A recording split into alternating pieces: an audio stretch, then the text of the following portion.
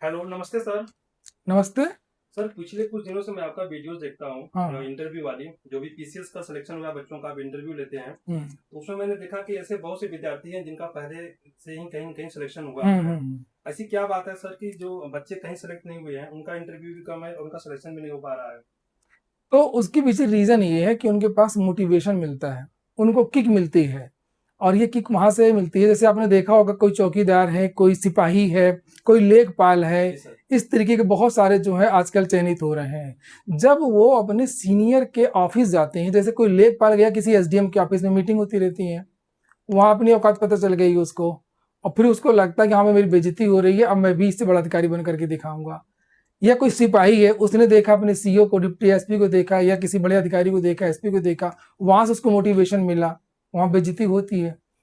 इसी तरीके से कोई चौकीदार है स्कूल में या कहीं पर भी है, तो वहां से उसको किक मिला। लेकिन जो विद्यार्थी प्रयागराज में रह रहे हैं, लखनऊ में रह रहे हैं, कहीं भी रह रहे हैं, तो उनको वो किक नहीं मिल पा रही है। मैं सबके लिए नहीं कह रहा हूं, लेकिन ज्यादातर जो विद्यार्थी उनको मोटिवेशन नहीं मिल रहा है। और इनको जो पहले से चयनित हैं छोटे पदों पर, इसलिए मैं कहता हूँ सोच समझ करके नौकरी करो। जब छोटे पदों पर जब ये चयनित हो जाते हैं, तो फिर वहां पर इनको जब बेइज्जती होती है, तो वहां से इनको मोटिवेशन मिलता है। फिर ये जिद करते हैं कि हमको भी इसी तरीके के से बनना है, और नौकरी करो तो ऐसी नौकरी करो, और फिर जाकर ये 6 महीने के अंदर ही रिजल्ट दे देते हैं। तो यही जो इसी चीज की जरूरत है बाकी विद्यार्थियों में।